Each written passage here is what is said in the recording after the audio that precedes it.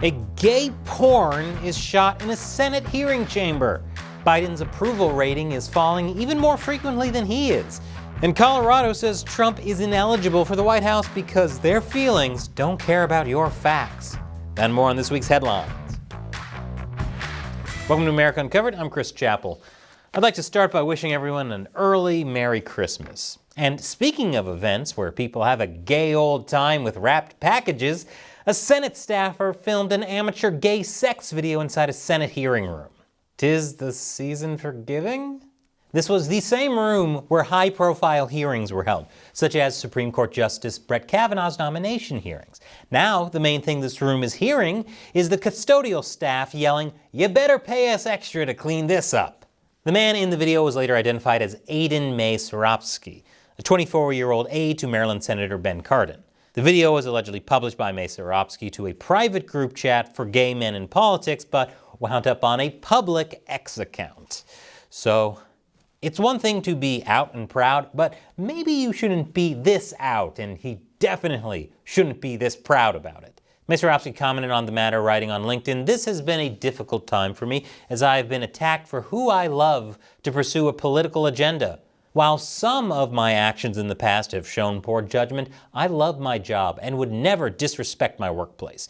Any attempts to characterize my actions otherwise are fabricated, and I will be exploring what legal options are available to me in these matters." So, there's a lot to unpack here. First of all, you're not being attacked for who you love, it's where you love them.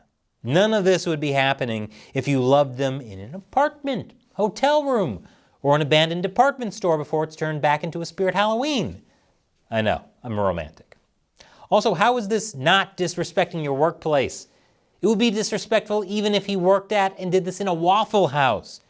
And those tables are already gross and sticky. Lastly, legal options? Is he going to try and sue everyone who criticized a video he posted?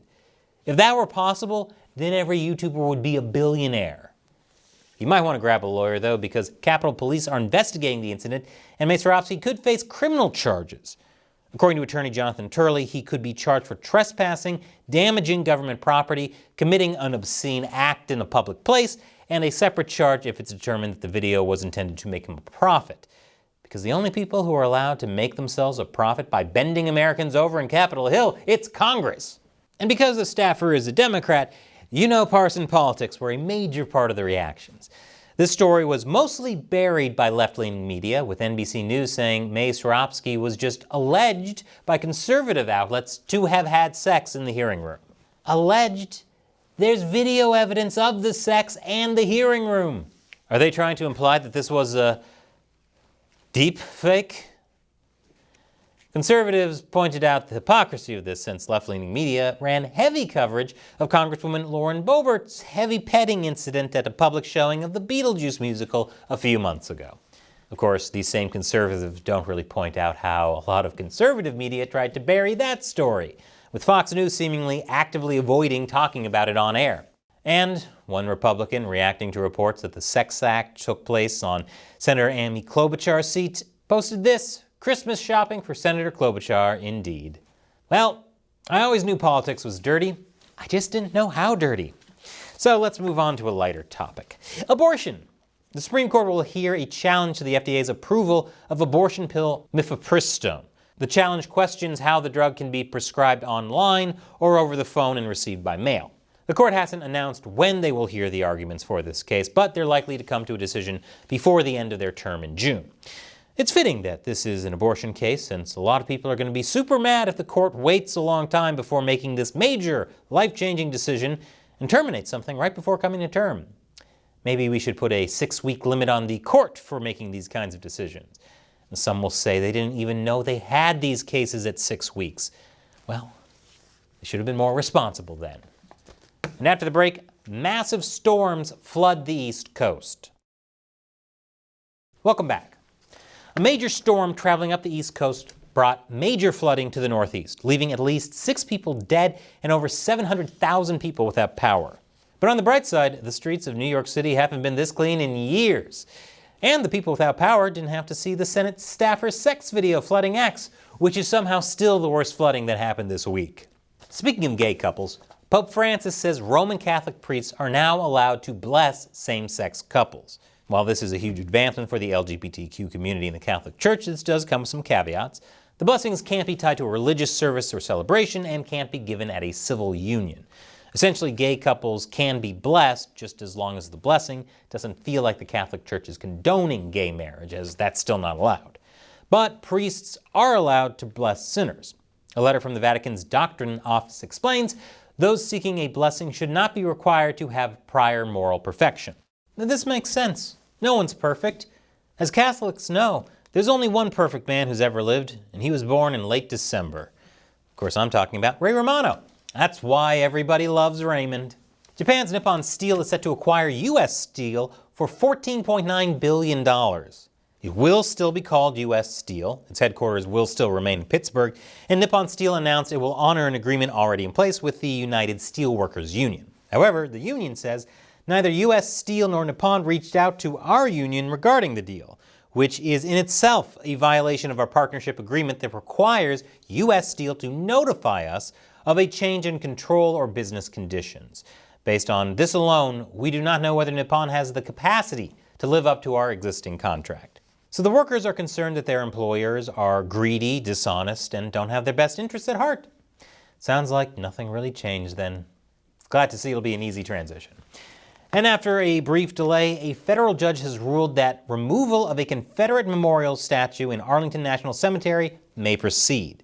This is another in a long line of debates taking place over whether monuments should be removed due to the actions of the people depicted in them.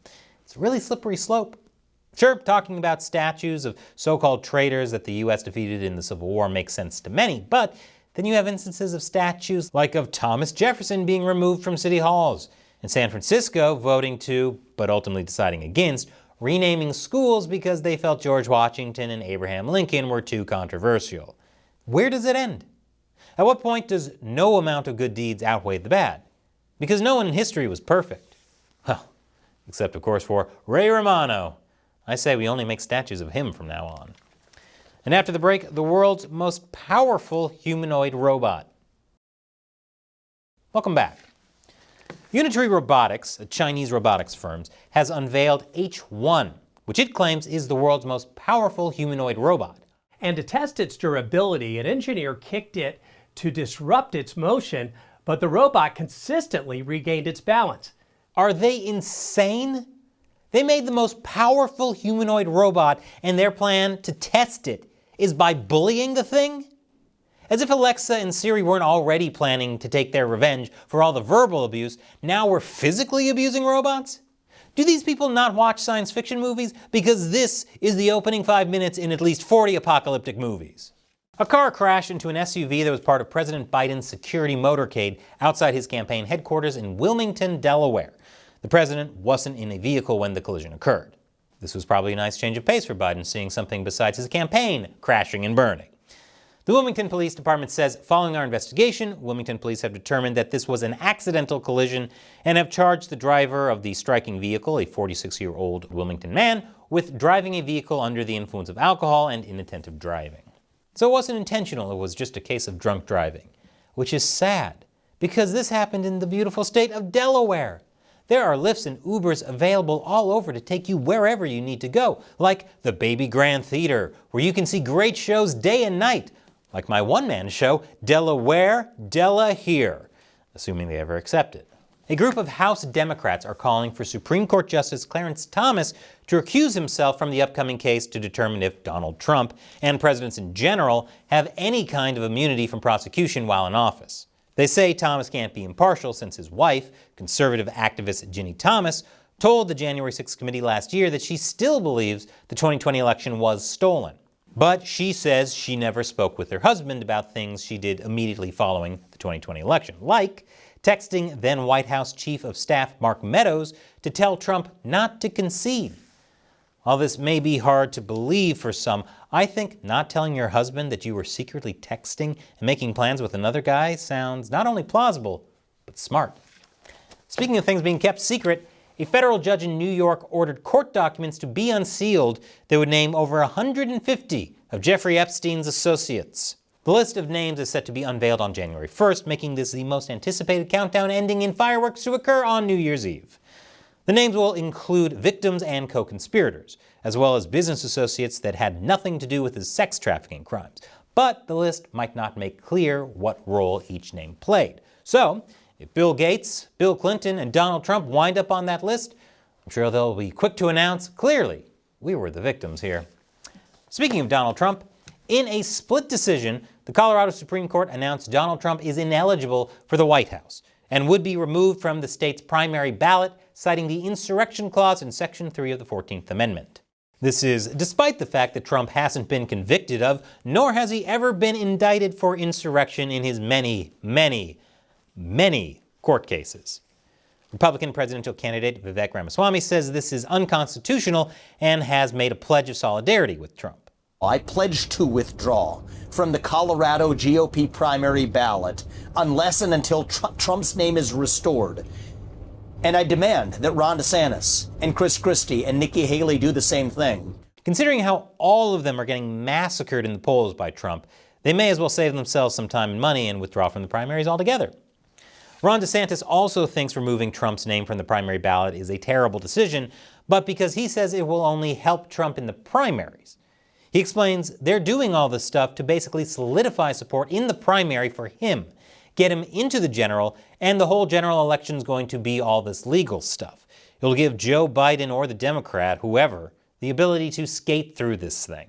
It's pretty generous of Ron to think Biden can skate through anything considering how much trouble he has just with stairs. California could possibly follow Colorado's lead as the state lieutenant governor asked Secretary of State Shirley Weber to explore every legal option to remove Trump from the California primary ballot as well. Trump's team will appeal Colorado's decision, and if it stands, the Colorado GOP said they will switch from a primary to a caucus system. As a result of the decision, some Republicans are threatening to take Biden off ballots in red states, citing BLM riots as acts of insurrection. Sure, why not? Matter of fact, why don't blue states and red states only allow their preferred candidates to run? And if the federal government has a problem with that, secede from the union. It's not like there's any historical evidence of that leading to any trouble. The Colorado Supreme Court says Trump is too much of a threat to democracy to run. So to stop him, they may wind up completely unraveling democracy. This is all a dangerous and slippery slope. Officials need to do some introspection and see if this is where they want the country to go. But political figures are known for looking deeply within themselves and sharing what they find with the world. But maybe it's not impossible. In fact, just this week, someone on Capitol Hill shared something from deep within themselves to the world. There's even a video of it. The only thing more depraved than that video is the video game Fear and Hunger. Check out this video on our other channel, Gamers Unbeaten, where I describe how fear and hunger is the perfect metaphor for surviving something even more depraved. Communism.